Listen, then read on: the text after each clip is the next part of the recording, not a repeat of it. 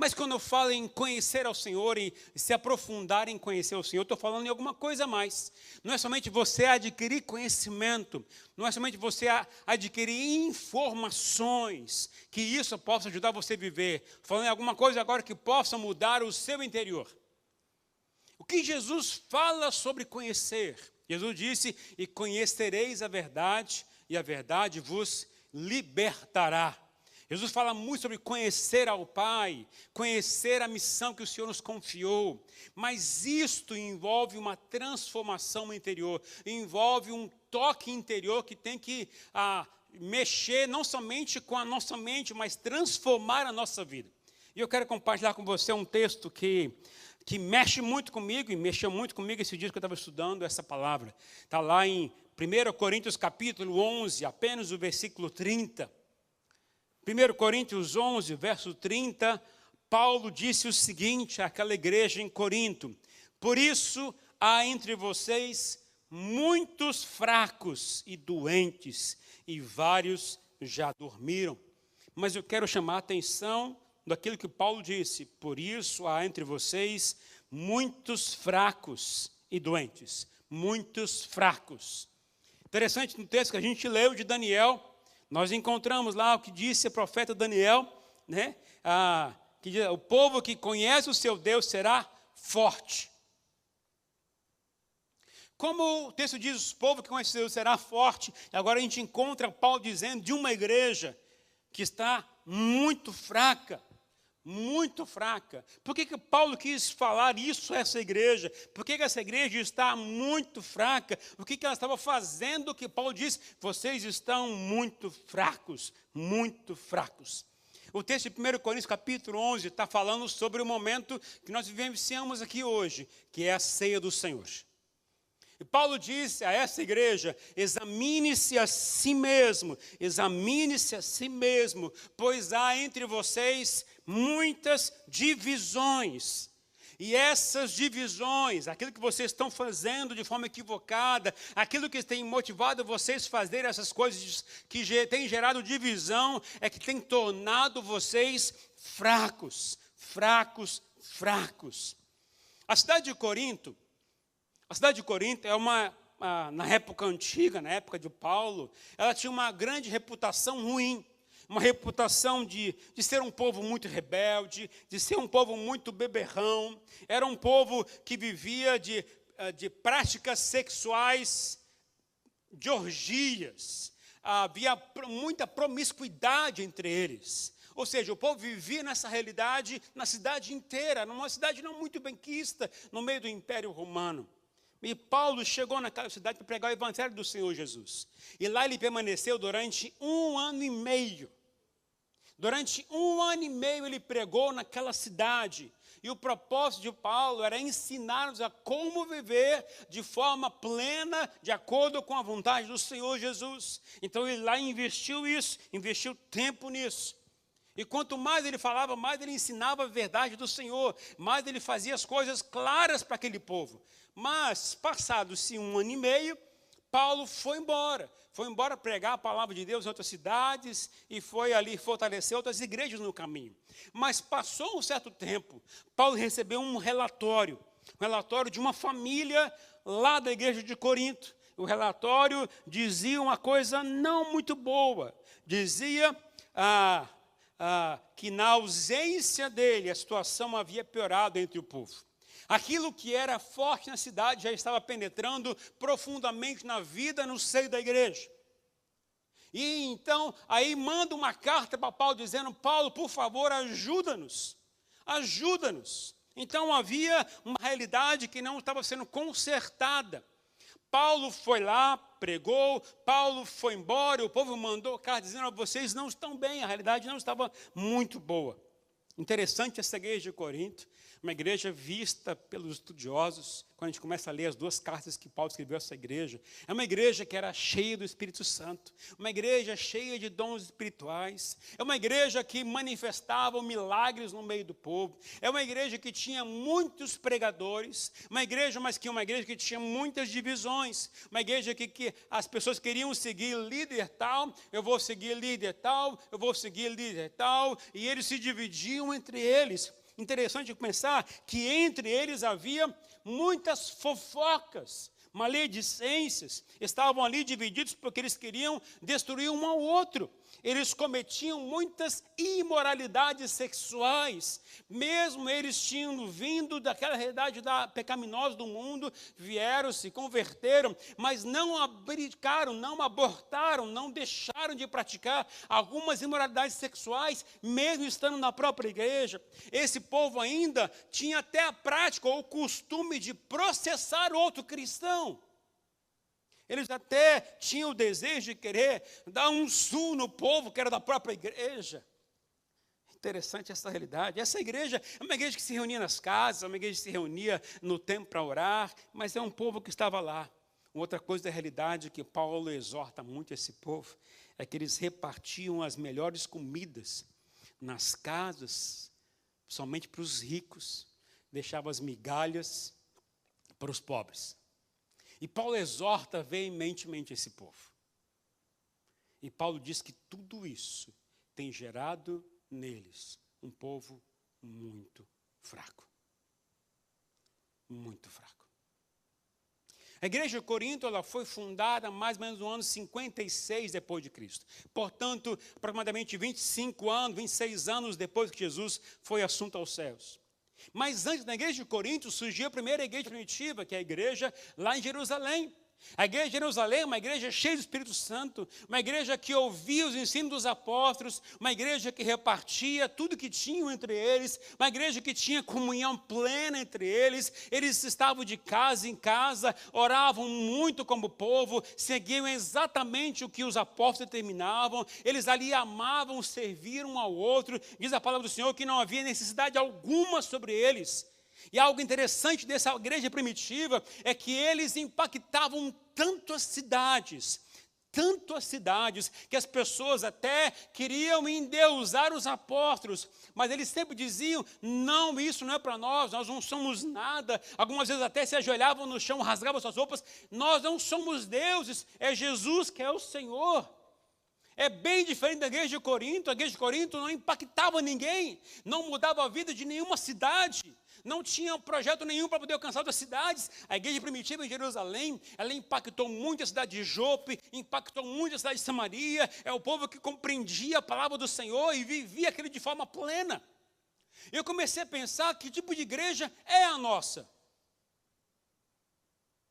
A nossa igreja, será que é a igreja semelhante à igreja de Atos, à igreja primitiva? Onde o Espírito Santo age, onde ele opera, onde os sinais acontecem, onde as manifestações são vistas, onde as pessoas seguem orientação, onde as pessoas ali repartem tudo que tem, onde não há necessidade entre o povo. Ou somos uma igreja semelhante à igreja de Corinto, que é uma igreja dividida, cada um caminha independente, cada um segue a sua vontade, faz como quer. A nossa igreja é uma igreja forte, como a igreja primitiva, ou uma igreja fraca, como a igreja de Corinto? A nossa igreja tem impactado as cidades, as pessoas, ou não tem impactado ninguém, não tem mudado a vida de ninguém? Como é que é a nossa igreja? Nossa igreja tem feito o quê? E eu quero lembrar o que Daniel falou. Daniel disse, o povo que conhece o seu Deus será forte e fará grandes proezas. Fará grandes proezas. E o destaque que o profeta Daniel diz é a palavra ou o verbo conhecer. Conheça. Conheça o seu Deus. Conhecer a Deus significa dedicar-se a Ele, estudar sobre Ele, aprender sobre Ele, ser leal a Ele, ser fiel a Ele, viver em função dEle, aprender com Ele, se submeter à vontade dEle. Quanto mais eu conheço, mais eu amo. Quanto mais eu conheço, mais eu quero viver em função do que Ele quer para a minha vida. Quanto mais eu conheço, mais eu quero fazer as coisas para Ele. E quando eu falo em conhecer, a palavra conhecer no hebraico é a palavra iada, que quer dizer conhecer alguém profundamente. E essa palavra iada você vai encontrar na Bíblia em vários textos. A maioria deles está falando sobre um relacionamento entre homem e mulher. Relação de homem e mulher você tem lá, e eles se conheciam, e ao se conhecer, sempre trazendo a ideia de conhecer intimamente e profundamente. E a gente tem que conhecer esse Deus de forma profunda, intimamente. Da mesma forma, você também vê a palavra conhecer, no que envolve a relação de igreja. A relação de casamento, a relação de homem e mulher também tem a ver com relação de igreja, que é a noiva do Senhor Jesus, como diz a palavra do Senhor, e Jesus é um noivo. O conhecimento da igreja, que é a noiva, que conhece o seu noivo, esse relacionamento de conhecer um ao outro, traz mudanças gerais, fortes na vida das pessoas. É no conhecimento da igreja para um noivo, com um noivo, isso modifica completamente a vida das pessoas. E quando eu falo em conhecer, eu estou falando em você ser íntimo, conhecer intimamente, conhecer profundamente. Quero que vocês assistam um vídeo agora. Quero a sua atenção para isso. É um vídeo impactante. Mas eu gostaria que o Fábio colocasse, por favor, Fábio, coloca para mim o vídeo. Preste atenção. Espera um pouquinho só, dá uma pausa para mim aí. Dá uma pausa para mim. Uma explicação para vocês. Então, o vídeo está falando de um casal. O Justin e a Angela. Esse casal se conheceram, diz a história, se casaram. Eles tinham o prazer de estar juntos, eles foram para a festa, lua de mel, viajaram bastante, era um casal muito feliz. E eles marcaram um dia, então foram num restaurante chique. E ali, famoso restaurante, e ali então eles foram comer. Então uma cena, basicamente é esse momento onde o Justin com a Angela estão ali preparando ou vão fazer os pedidos para o jantar. Então preste atenção nessa história. Volta um pouquinho só para pegar o comecinho de tudo aí. E aumenta o volume, por favor.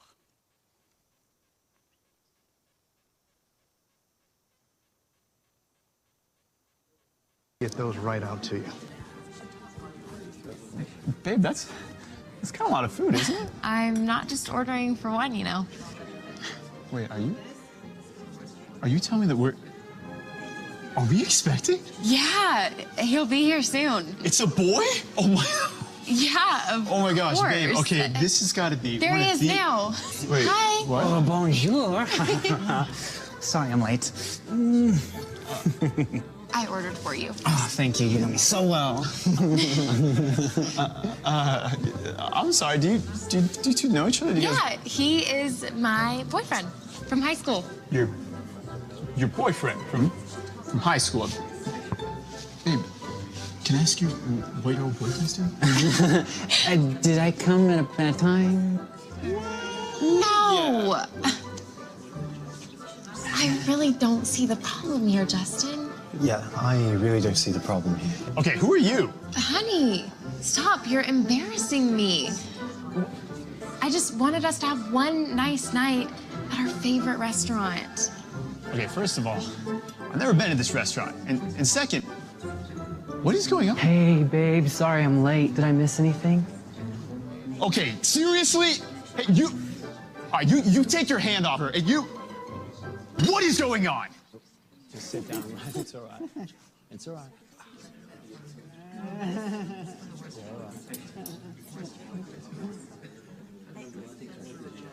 Angela, is this some kind of joke? Are you actually seeing these guys? Justin, I've known these guys longer than I've known you. Wait, what? Are you seriously jealous right now? Jealous? Angela, in case you forgot, we're married. Okay, and we spend the majority of our time together.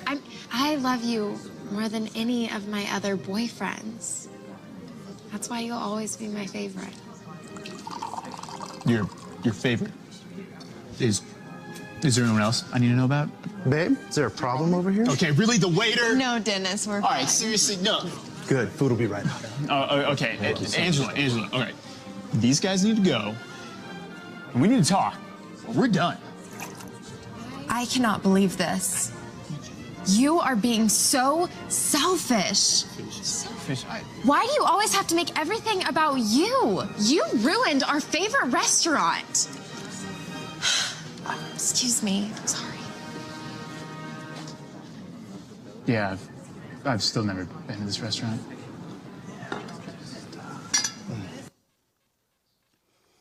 Queria fazer uma pergunta a vocês.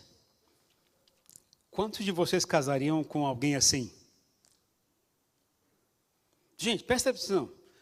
A mulher é bonita, talentosa, inteligente.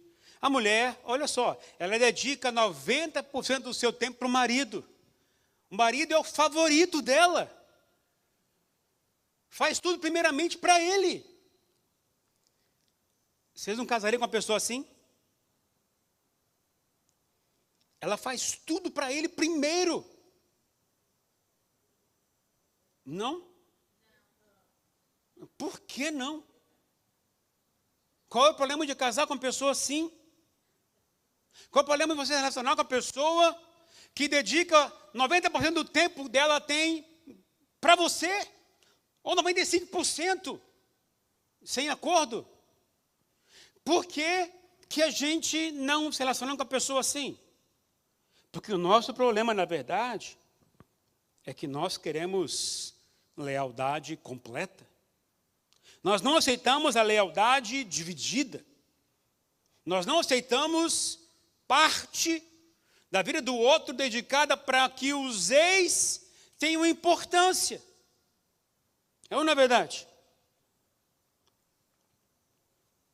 O que te faz pensar que Jesus voltaria para uma noiva assim?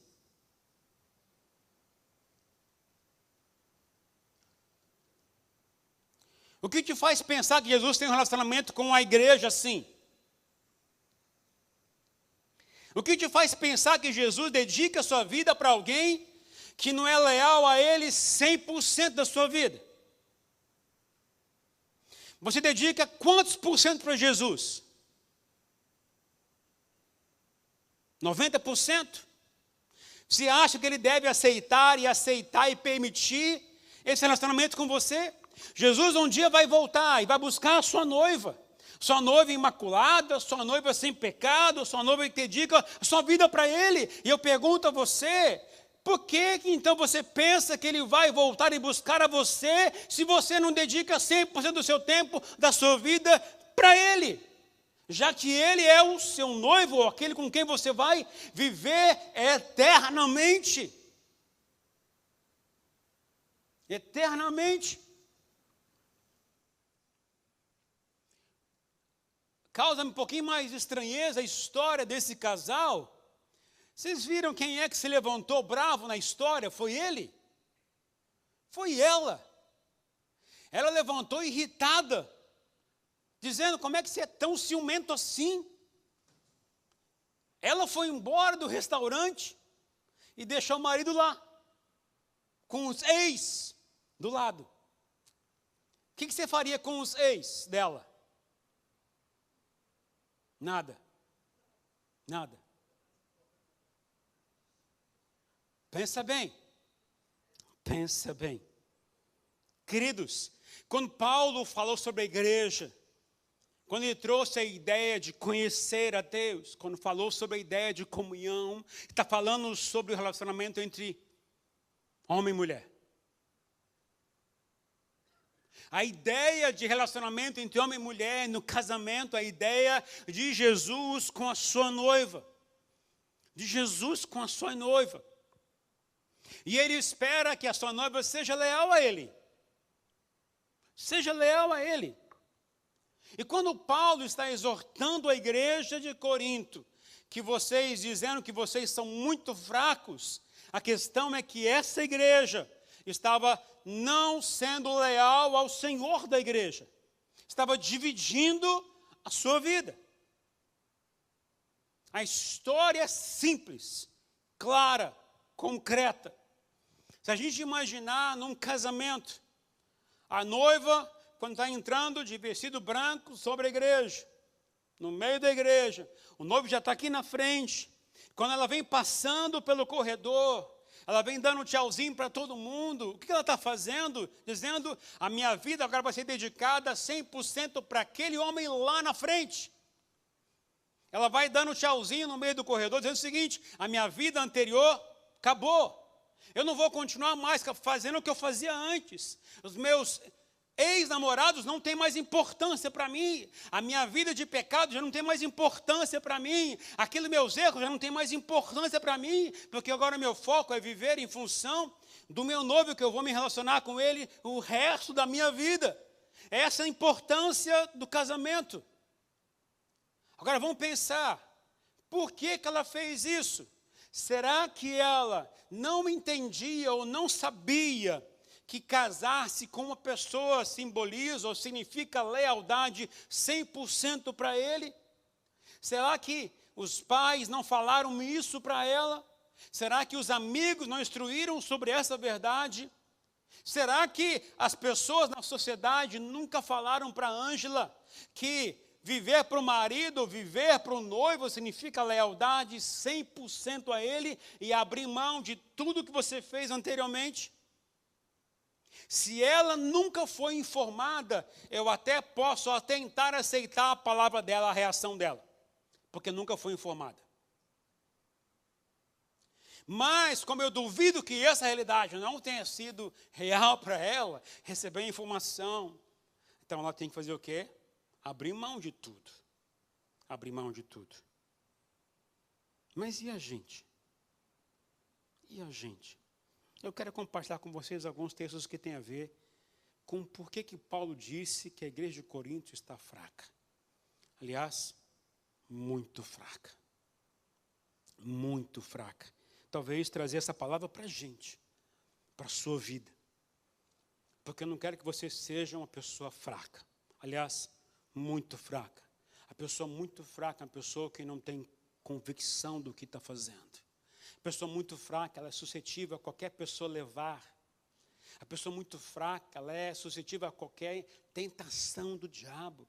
A pessoa muito fraca é a pessoa suscetível a qualquer influência maligna. A pessoa muito fraca é suscetível a qualquer movimento que tem aí e nunca se posiciona firmemente em Deus. Mas olha o que Paulo falou a esta igreja. Em 2 Coríntios capítulo 12, verso 21. Põe para mim, por favor, Fábio. 2 Coríntios 12, 21. Olha o que Paulo disse a essa igreja lá de Corinto. Muitos de vocês não deixaram seus pecados antigos.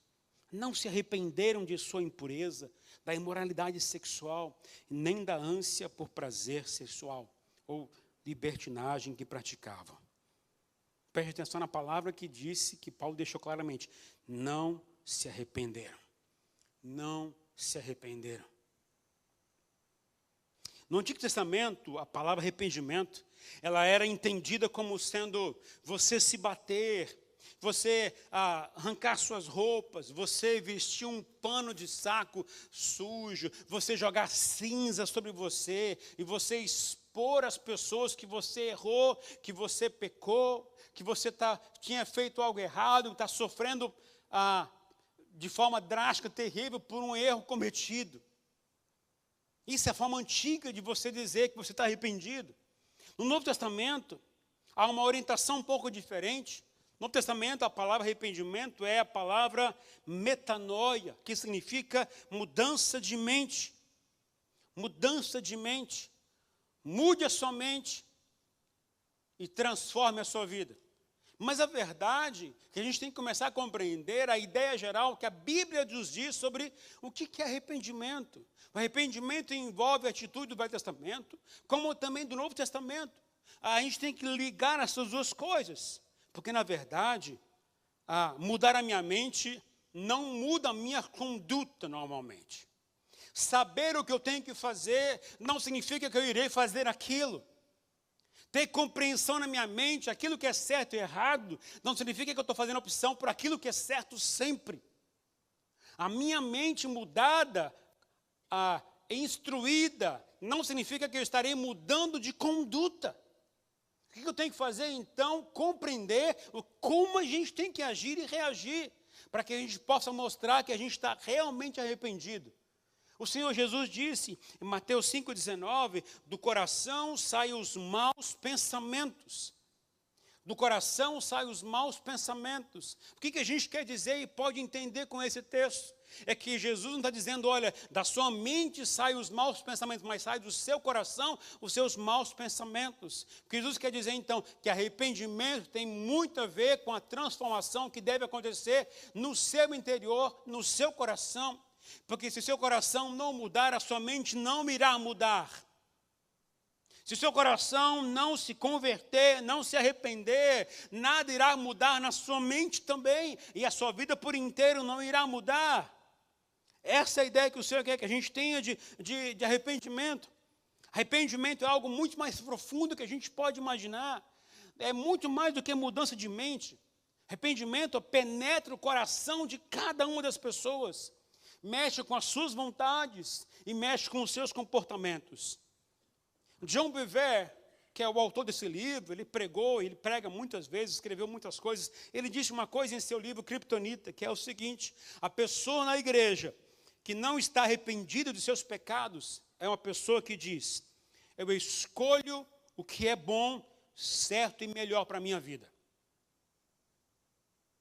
Mas um cristão verdadeiro diz o seguinte: eu escolho o que Deus diz que é bom, certo e melhor para a minha vida. Há uma grande diferença em dizer, eu escolho o que é bom. Isso é a sua consciência. Isso é aquilo que você compreende que é correto. Mas quando você compreende o que é arrependimento, arrependimento é você deixar de pensar, achar que a sua lógica é sempre a correta, a melhor é a certa, e você entender que a verdadeira, aquilo que é melhor, adequada, não é a que está na sua cabeça, mas é aquilo que ele já disse, aquilo que ele fala. Quando você aceita para a verdade isso para você, aí você começa então a provar que você está arrependido, que você está mudando de convicção. O que ele diz é o que mais vale para a gente. Por exemplo, se a sociedade muda e ela aprova regras para o casamento, permitindo pessoas do mesmo sexo se casarem, o que eu tenho que fazer? A postura de um cristão, o que é? Pode mudar a sociedade, mas eu não vou mudar porque Deus não mudou. A palavra do Senhor continua sendo a mesma. Se continua sendo a mesma, eu não tenho que mudar. Eu tenho que acreditar no que diz a palavra do Senhor. Não porque a sociedade mudou. Nós viajamos, fomos para lá, para Amsterdã. Amsterdã, as pessoas sabem claramente que lá é liberado. Liberado as drogas, liberado o sexo, tudo é permitido lá na Holanda. O fato de nós chegarmos lá não significa que agora eu posso fazer o que eu quiser. Mas significa que eu, como cristão, vou dizer, opa, aqui tem um limite. Eu não vou fazer isso porque eu sou do Senhor Jesus. O limite é o que a Bíblia diz para mim e não o que a sociedade diz para mim. Deu para entender? Somente não funciona. Tem que estar aqui dentro do nosso coração. A gente tem que compreender isso como verdade para nós. Nós vimos a história do Justin e da Angela. Ela acho que não entendeu o que é arrependimento, o que é mudar de vida, o que é casar. Ela não entendeu como deve se portar neste mundo. Agora, infelizmente, eu digo isso para mim, digo isso para as igrejas evangélicas, no mundo que existe. Nós muitas vezes erramos num comportamento, numa atitude. Nós muitas vezes pregamos, falamos do Senhor Jesus, do que Ele pode fazer, da paz que Ele traz, da alegria que Ele traz, da bênção que Ele traz, e tudo isso é verdade. Chamamos as pessoas no altar quando querem se entregar sua vida ao Senhor Jesus, aceitar Jesus como seu Senhor e Salvador. A gente faz apelo evangelístico, as pessoas vêm no altar e a gente diz, olha, você a partir de hoje é nova criatura em Cristo Jesus, você o aceitou em seu coração, você é a nova criatura a partir de agora, mas nós normalmente não falamos sobre pecado, nem sobre arrependimento de vida. E sabe o que acontece? As pessoas vêm, aceitam Jesus nos seus corações, e continuam a praticar os mesmos pecados que sempre praticou.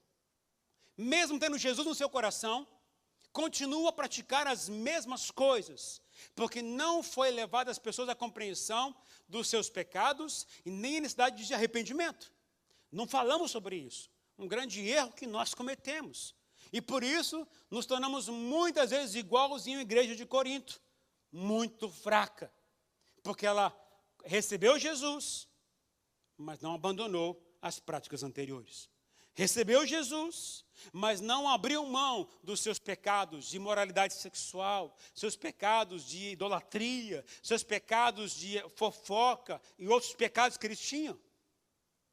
Quando a gente se converte ao Senhor Jesus, eu preciso ter um princípio básico na minha vida. Eu preciso reconhecer que eu sou pecador, eu preciso me arrepender disso. Me arrepender significa, a partir de hoje, não me irei praticar mais esse erro que eu praticava antes, ou esse pecado que eu praticava antes. Arrependimento envolve reconhecimento do que nós fizemos de errado e agora uma postura nova. Em Jesus eu posso mudar a minha postura. Em Jesus eu posso fazer isso. Interessante, a gente pode olhar alguns textos que Jesus fala sobre isso. Olha o que fala em Mateus 11, versículo 20. Então Jesus começou a denunciar as cidades em que a maioria de seus milagres havia sido realizado, pois não haviam se arrependido dos seus pecados, nem se voltado para Deus. E também quando disse aos seus discípulos, quando enviou de 2 em 2, lá em Mateus 6, 12, os discípulos saíram e disseram a todos que se arrependessem de seus pecados e voltassem para Deus. E quando o Espírito Santo desceu sobre os discípulos que estavam naquele cenáculo, lá em Atos capítulo 2, olha que fala Atos 2, 38, quando Pedro se levantou e foi pregar para o povo que estava na cidade. Olha que Pedro disse: arrependam-se e voltem-se para Deus, cada um de vocês, e sejam batizados no nome de Jesus Cristo para o perdão de seus pecados. E olha o que Paulo disse quando recebeu a revelação do Senhor, lá em Atos 26, 19 e 20. Preguei em primeiro lugar aos que estavam em Damasco, depois aos que estavam em Jerusalém e em toda a Judéia, e também aos gentios, dizendo que se arrependessem de seus pecados e se voltassem para Deus, fazendo coisas que provam que mudaram. Fazendo coisas que provam que mudaram. Queridos, como disse John Bevere, um dos fundamentos do cristianismo é arrependimento. E ele diz o seguinte: não existe fé verdadeira em Jesus Cristo sem arrependimento. Não existe fé verdadeira em Jesus Cristo sem arrependimento. Sem arrependimento. Se a gente não se arrepender dos nossos pecados, a nossa fundação, a nossa firmeza, aquilo que é a base da nossa vida, vai ficar igualzinho a de Ângela.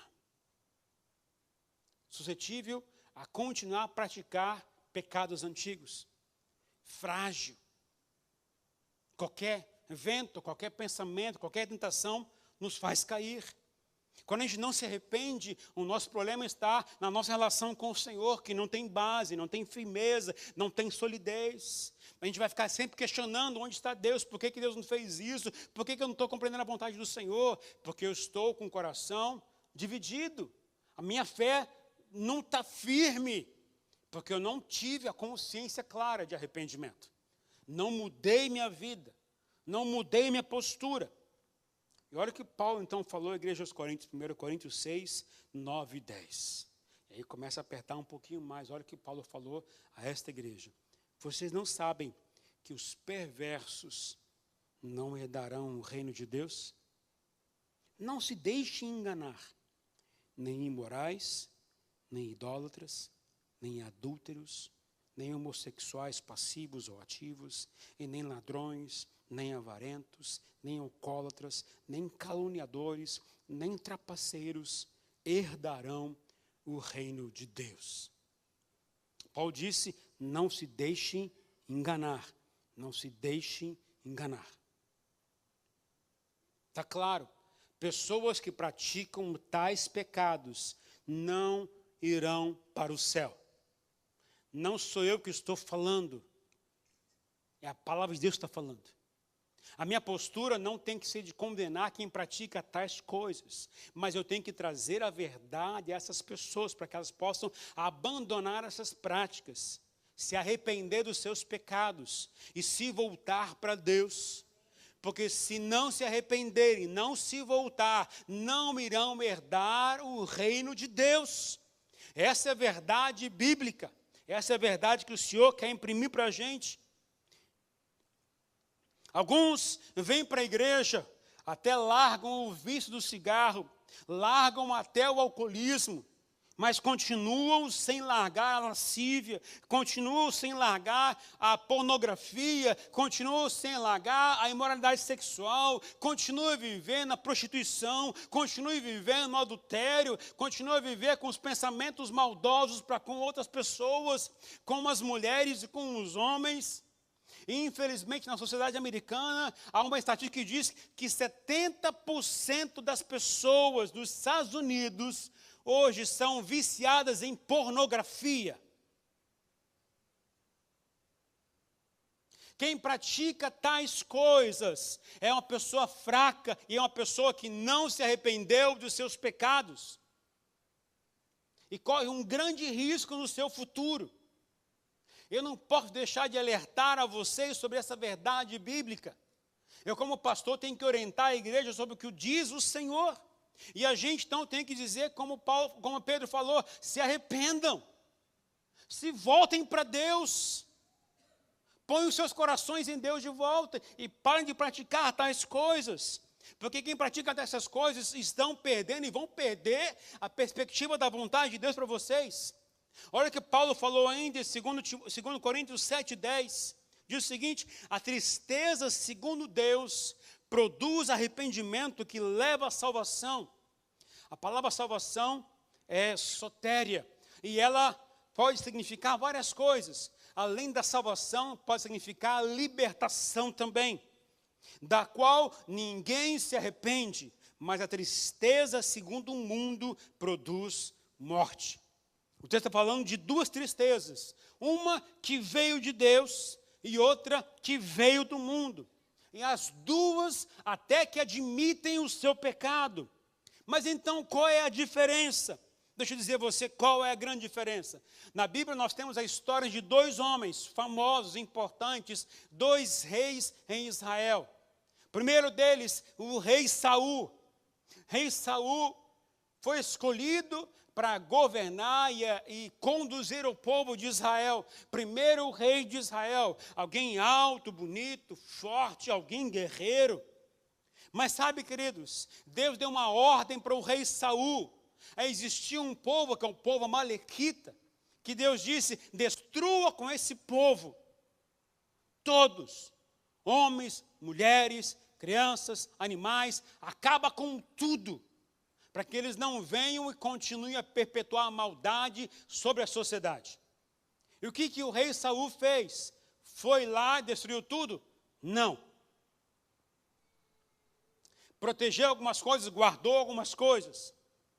E aí então, como era comum naquela época, o profeta de Deus se levanta e vai trazer uma palavra de orientação, uma palavra de exortação ao rei.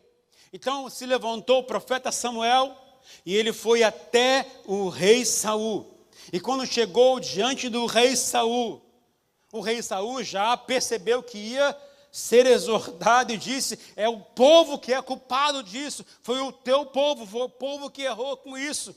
E Samuel olhou para ele e disse: você errou, você desobedeceu a ordem do Senhor, você pecou. Mas sabe o que é pior? Sabe qual foi a palavra seguinte após o rei Saul reconhecer que havia pecado? Ele pediu o seguinte ao profeta Samuel: por favor, profeta, me honre diante dos meus líderes e diante do meu povo. Sabe o que isso me traz? A compreensão que a tristeza, segundo o mundo, só tem um propósito: você. Só você. Para que você se saia bem. Para que você seja bem visto pelas pessoas. Para que as pessoas não possam ridicularizar, desprezar, destituir você, desprezar você e tirar você do seu cargo. Agora, quando eu falo no rei Davi, que é o segundo rei, há uma grande diferença. O rei Davi não foi para a guerra. olhou da janela, viu uma mulher, desejou essa mulher, a chamou, prostituiu com ela, ou adulterou com ela, na verdade, porque ela era casada. E essa mulher veio a engravidar-se. E ao engravidar, para Davi dar um jeitinho, o marido dela estava na guerra. Mandou colocar o marido na frente da guerra, para que ele fosse morto. E esse homem foi morto. Então, qual foi a forma como Deus chegou até Davi? Chegou o profeta Natã e disse ao rei Davi: você pecou, você adulterou e você assassinou uma pessoa. E diferentemente de Saul, qual foi a postura do rei Davi? Davi imediatamente reconheceu e disse, rasgou suas vestes, pegou um saco de pano, cinzas, e ali se cobriu ou se jogou tudo, diante de todos que estavam presentes naquele lugar, e até diante de todo o povo que estava fora, porque ele ficou durante 7 dias, exposto a todo mundo falar o que quiser sobre ele, mas ele só falava o seguinte: Pai, eu pequei contra o Senhor, eu pequei contra o Senhor, eu feri o coração do Senhor, o Senhor que é o meu Salvador, o Senhor que me ama, o Senhor que faz tudo por mim, eu pequei contra o Senhor.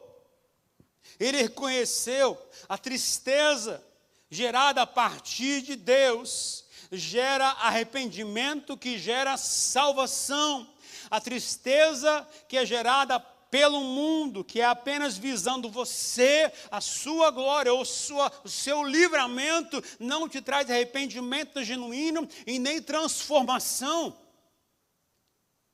Eu tenho que compreender que o Senhor quer que eu olhe para o meu pecado e disse, eu não posso continuar a viver assim, porque eu estou ferindo o coração do meu Deus, eu estou ferindo o coração do meu Senhor, que me ama, que faz tudo por mim, Não posso continuar a viver dessa forma. E o Paulo foi claro quando disse àquela igreja, vocês estão pecando contra o Senhor. Imoralidade sexual, promiscuidade, não abandonaram os pecados antigos e continuam a achar que vão ser salvos. O Senhor diz, cuidado, queridos, cuidado. O Senhor nos exorta a mudarmos de postura, a nos arrependermos. A gente tem que olhar para nós. Eu não estou aqui para apontar o dedo e destruir ninguém ou acabar com a sua vida. Mas todo homem, na verdade, é levado. Eu, quando era adolescente, meus 12, 13 anos, eu fui levado pelos meus primos, amigos de escola, a querer desejar uma mulher, a querer olhar a mulher pela janelinha do banheiro. E a gente é levado a tentar, naquela época não tinha internet, mas era tentado levar como grupinho a passar em frente às bancas de revista, para ver as capas das revistas. E aquilo começa a martelar na nossa cabeça. Se a gente não tem um encontro real com o Senhor e diz, Senhor, não basta nisso. Eu me lembro que passou a adolescência, e ali ainda aquilo vinha martelando na cabeça. Porque aquilo você é levado a viver dessa forma, pensar que isso é normal. Todo mundo faz, é o discurso que todo mundo tem. Todo homem pode fazer, deve fazer isso. E um belo dia eu fui me encontrar com um rapaz, ele trabalhava com libertação. Eu devia ter, eu não lembro agora, 16 anos, 15 anos, não lembro mais. Mas eu fui atrás dele para poder pedir que ele orasse por mim, para que eu fosse liberto daquilo. E ele então me trouxe uma listinha para eu preencher dos meus pecados, meus vícios. E eu escrevi lá. Lascívia, pornografia, mesmo sem entender direito o que era, mas escrevi. E eu esperava que ele viesse como um super-homem, impusesse as mãos, e a partir daquele momento, bum, nada mais vai acontecer comigo. Então, o pastor recebeu a fichinha e foi orar por mim. Impôs as mãos, pensei, o cara vai fazer uma oração forte. E orou com intensidade. Sabe o que aconteceu, gente? Nada. Sabe quando as coisas começaram a mudar? Quando eu tive um encontro com outro rapaz, outro jovem, que hoje já está com o Senhor. Ele foi pastor Ivan, ele que me discipulou. Eu cheguei e contei para ele o que eu fazia na época adolescente. Ele falou assim, olha, ele me exortou, falou, acabou comigo. Então nós fomos para um monte para orar. E no monte para orar, eu me abri diante de Deus. E eu falei abertamente ao Senhor, Senhor, me lembro como se fosse hoje. Eu estava lá com o céu aberto, lá em Brasília, num monte. Lá não tem muito monte, mas tem um lugar mais alto. Lá, e eu orei abertamente e disse, Senhor, por favor. Eu feri o Senhor praticando essas coisas. Eu me permiti ser influenciado pelos amigos da escola. Mas eu quero estar livre disso. Não quero praticar mais isso. Queridos, aí sim as coisas mudaram. Porque eu fui sincero com o Senhor. Eu fui honesto com o Senhor. Eu feri Deus. Eu maculei a minha relação com Deus. E se você que é homem continua ainda na prática da pornografia, você está ferindo a Deus, o seu relacionamento com o Senhor. Entenda bem isso. Isso é imoralidade sexual. Uma das formas que você precisa parar de praticar isso é entender que ao fazer isso está indo contra o coração de Deus. E aqueles que tais coisas praticam, diz a palavra do Senhor, não herdarão o reino de Deus. Vigia, não muda de convicção, muda de postura. Praticar essas coisas é como se fosse adultério. Como se fosse adultério. Você precisa estar livre disso. Sabe quem pode livrar você disso? Deus. Somente Deus pode fazer isso, porque sozinho você não vai conseguir. Mas você precisa reconhecer que isso é um pecado contra Deus. E hoje, não é somente para homem. Muitas mulheres também são viciadas em pornografia. Estou dizendo apenas um exemplo, que é a imoralidade sexual na pornografia. Mas eu poderia dizer muito mais coisas que envolvem a questão da promiscuidade sexual. Quando nós fomos lá em Corinto, eu fui lá com a Rosane, a gente estava lá visitando com o pastor Elias, conhecendo a cidade antiga. Estávamos lá vendo as ruínas, imaginando as cenas naquele lugar. Existia, e lá tem um morro gigantesco, grande, alto, longe. E lá em cima tinha o templo da Diana. Lá era o lugar onde existiam as prostitutas consagradas à deusa. E os homens que estavam aqui embaixo, sedentos por sexo, largavam suas famílias e subiam um morro alto para chegar lá em cima e ter um minuto de prazer. Depois desciam e muitos desses iam para a igreja. E Paulo diz, vocês estão muito fracos. Muito fracos. A palavra do Senhor diz o seguinte, que existe graça de Deus disponível para todo mundo. Quando você reconhece o seu pecado, e o texto enumerou vários pecados, não foi somente a questão sexual, mas falou de várias outras coisas. Falou de ser imoral, ser idólatra, homossexual passivo ou ativo, ser ladrão, ser avarento, ser alcoólatra, caluniadores, trapaceiros. E aí vai numerando a lista de pecados que o Senhor reprova. Eu comecei a mensagem dizendo que a gente tem que conhecer ao Senhor e prosseguir em conhecer ao Senhor. Quanto mais eu conheço ao Senhor, mais eu vou conhecer o que fere a Deus, o coração de Deus, mais eu vou conhecer aquilo que mais agrada o coração de Deus. Deus se agrada em um coração quebrantado e contrito. Deus reprova um coração orgulhoso. Deus rejeita um coração orgulhoso, avarento. Mas Deus aprova um coração que é quebrantado. Queridos, a minha oração é que a gente deseja, acima de tudo, abrir o coração para Deus e dizer: Senhor, não posso continuar mais como eu estou vivendo. Eu sou pecador. E eu tenho ferido contra o Senhor.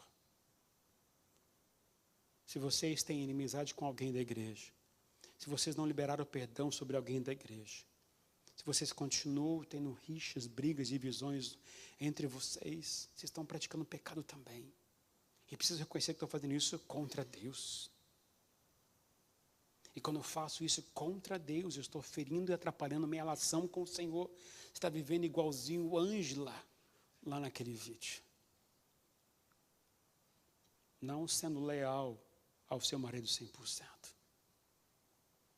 E hoje eu quero dizer a você, em nome do Senhor Jesus, este é um dia que o Senhor separou para estabelecer o reino dele para você neste lugar hoje.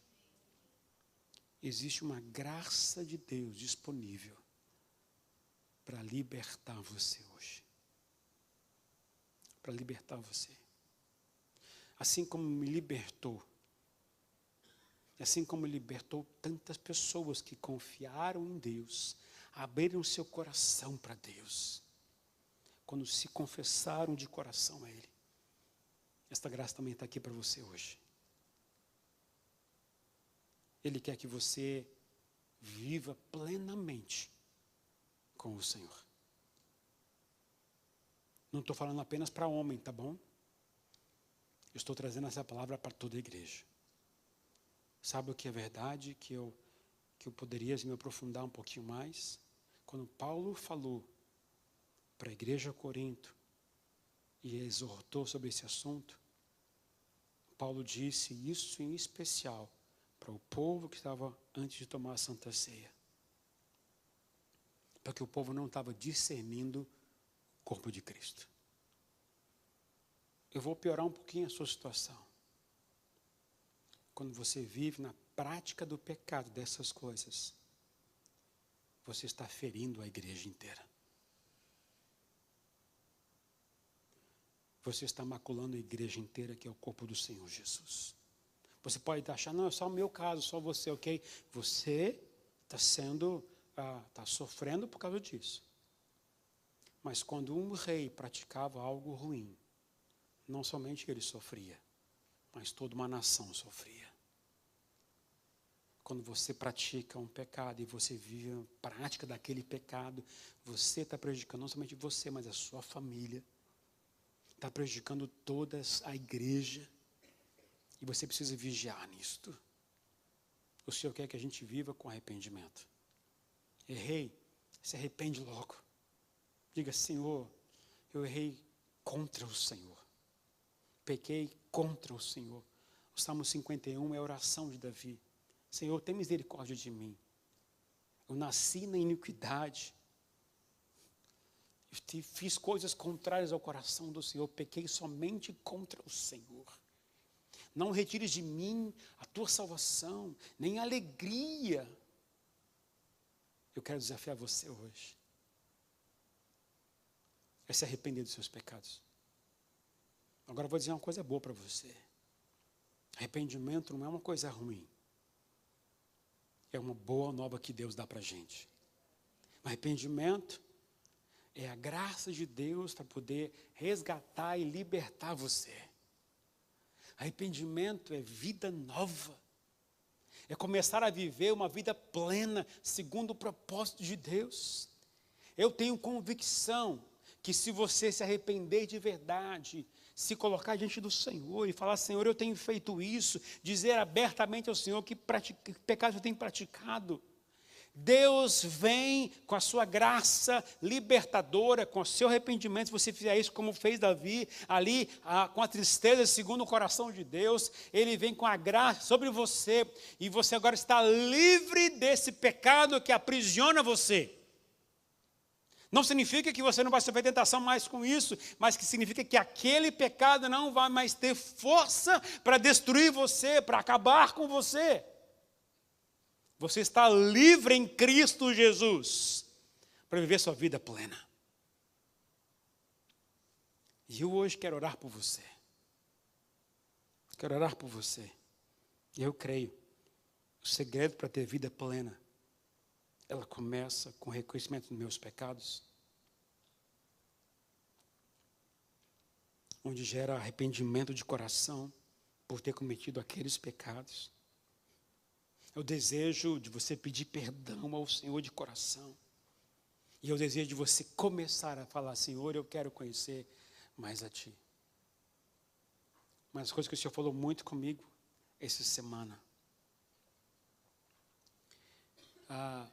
Eu, enquanto caminhava, eu gosto de caminhar e orar, mas uma das coisas que o Senhor me exortou, que eu estava fazendo um pouco errado as minhas orações. Eu falei: Senhor, isso é meio estranho para mim, mas eu entendo o que o Senhor quer me dizer. Enquanto eu saía para orar, eu pedia: Senhor, me usa para libertar as pessoas, me usa para curar as pessoas, me usa para abençoar as pessoas, me usa para gravar vídeos devocionais para as pessoas, me usa para escrever livros para as pessoas, me usa para isso, me usa para aquilo. Eu sempre pedindo: Senhor, me usa para orar, me usa para abençoar, me usa para aquilo. Sabe, Deus me deu: opa, para um pouquinho, meu filho. Para um pouquinho. Deixa eu te ensinar o que Deus quer que tem que ser a sua oração. A sua oração tem que ser, primeiro, o desejo de querer me conhecer. Porque quando você me conhece, você vai ser forte e você vai poder fazer grandes proezas. Começa a querer conhecer mais ao Senhor. Leia a Bíblia para aquele: Senhor, quem é o Senhor nesse texto? Querer conhecer Deus, se aprofundar mais em Deus. Eu comecei a orar e comecei a falar a Deus quem Ele era. Estou lendo a palavra do Senhor e comecei a falar, ler, até anotei algumas coisas sobre quem é Deus. E na minha oração comecei a falar: Senhor, Tu és majestoso, Tu és gracioso, Tu és generoso, Tu és amoroso, Tu és bondoso. Eu comecei a anunciar tudo que eu estava lembrando da minha leitura da palavra do Senhor. Eu comecei a entender quem é Deus para mim. Aquilo foi me enchendo de alegria tão grande, foi me enchendo de paz tão grande. Eu falei: Te agradeço, Senhor, porque o Senhor me libertou, o Senhor me salvou, a Tua graça me alcançou. Eu estou livre da prática desse pecado, eu estou livre da prática daquele pecado, eu estou livre disso porque o Senhor me alcançou. É a Tua graça, Tu és soberano, Tu és poderoso. Teve um dia que eu comecei a orar e comecei a falar: Senhor Jesus, Tu és maravilhoso, não existe, Senhor, não existe nome acima do Teu nome. Eu comecei, o Espírito Santo me tomou de um jeito, comecei a dizer quem era Jesus. O nome dele é acima de tudo, Ele é poderoso, Ele é o Senhor, Ele é o príncipe da paz, Ele é o Deus da minha vida, Ele é meu resgatador, Ele é meu salvador, Ele é meu purificador, Ele me abençoa, Ele me guarda, Ele me limpa, Ele me leva, me guia. Eu comecei a falar quem é Jesus Cristo. Aquilo foi me enchendo. Eu tenho que começar a orar mais assim, buscar mais ao Senhor assim, porque isso é que transforma a gente. Eu reconheço que eu sou pecador, peço perdão ao Senhor e começo a buscar quem Ele é e falar com Ele, querer Deus, querer conhecer mais a Deus, conhecer mais ao Senhor, mais ao Senhor, mais ao Senhor e muito mais ao Senhor. Quanto mais eu quero assim, aquilo mais me enche. E eu começo a entender o que o profeta Daniel disse. Daniel disse isso há mais ou menos 350 anos antes de Jesus. Aquele que conhece o seu Deus será forte e fará grandes proezas.